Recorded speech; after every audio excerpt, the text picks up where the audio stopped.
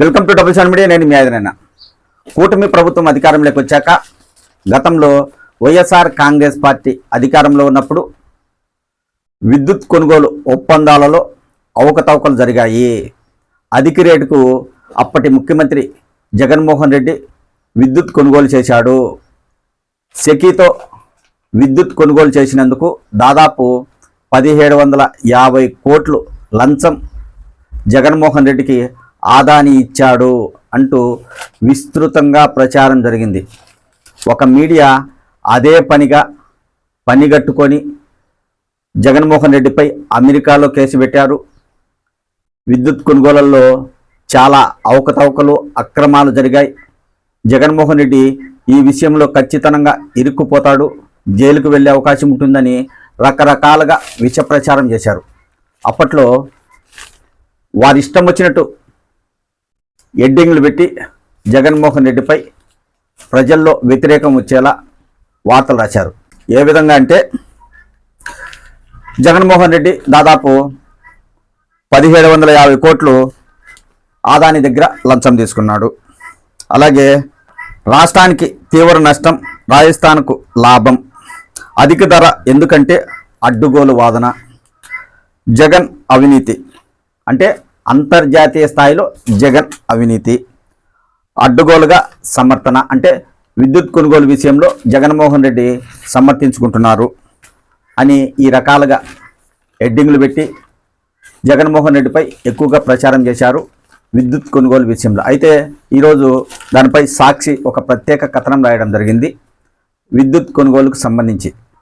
ఇప్పుడు మీకు చెప్పిన హెడ్లైన్లు కూడా సాక్షి పత్రికలో వచ్చినవే. ఆయనకు వ్యతిరేకంగా ఉన్న మీడియా రాసిన కథనాలు కూడా సాక్షి ప్రచురించడం జరిగింది. ఇది సెకీతో విద్యుత్ కొనుగోలు ఒప్పందాలపై సాక్షి ఒక ప్రత్యేక కథనం రాసింది. అది ఒకసారి మీకు కూడా వినిపిస్తాను చదివి. సెకీ ఒప్పందం సక్రమమే తేల్చి చెప్పిన ఆంధ్రప్రదేశ్ విద్యుత్ నియంత్రణ మండలి. ఎలాంటి లోపాలు లేవు, అంతా నిబంధనల మేరకే జరిగింది.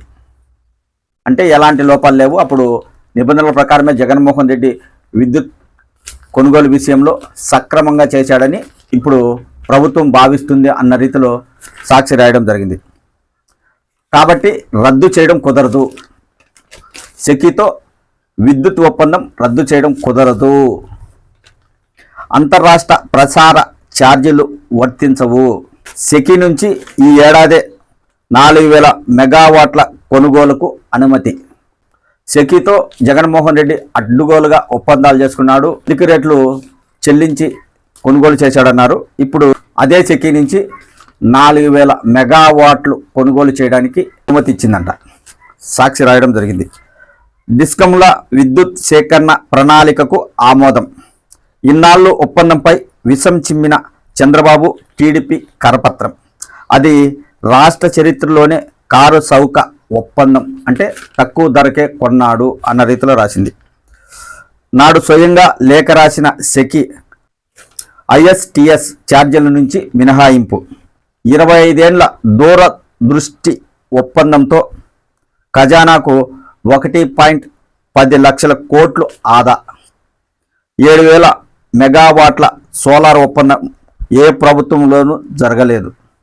డిస్కంలు కూడా ఇలాంటి ఒప్పందాన్ని ఎన్నడూ కుదర్చుకోలేదు. మూడో వ్యక్తి ప్రమేయం, లంచాలకు ఎక్కడా తావే లేదు అన్న రీతిలో సాక్షి ఒక ప్రత్యేక కథనం రాయడం జరిగింది. మన రాష్ట్రంలో పరిస్థితి ఎలా ఉందంటే, నచ్చని నాయకుడు ఉంటే ఎలాగైనా వ్యతిరేకంగా ప్రచారం చేయడానికి కొన్ని మీడియా సంస్థలు పనిచేస్తున్నాయి. నచ్చిన వ్యక్తి ఉంటే అతని గురించి గొప్పలు చెప్పడానికి పనిచేస్తూ ఉంటాయి. గతంలో సెకీ ఒప్పందం అక్రమం, అందులో అవినీతి జరిగిందని చెప్పిన వారే అదే సెకీ నుంచి 4000 మెగావాట్ల విద్యుత్ కొనుగోలుకు ప్రభుత్వం అనుమతి ఇవ్వబోతుందని సాక్షి కథనం రాయడం జరిగింది. మన రాష్ట్రంలో ఏది మంచి ఏది చెడు అని తెలుసుకోవడం చాలా కష్టంగా మారింది. పత్రికలు కూడా రాజకీయ పార్టీ నాయకులతో సమానంగా పోటీ పడుతూ వార్తలు రాస్తున్నాయి. నిజాలు తెలుసుకోవడంలో ప్రజలు పూర్తిగా వైఫల్యం చెందుతున్నారు ఈ మీడియా వ్యవస్థలతో. కాబట్టి ఏది నిజమో ఏది అబద్ధమో తెలియాలంటే టైం పడుతుంది. మన రాష్ట్రంలో. ప్రజలకు నిజాలు తెలియాలంటే నెలలు సంవత్సరాలు పట్టే సమయము ఇప్పుడు ప్రస్తుతం మన రాష్ట్రంలో ఉంది.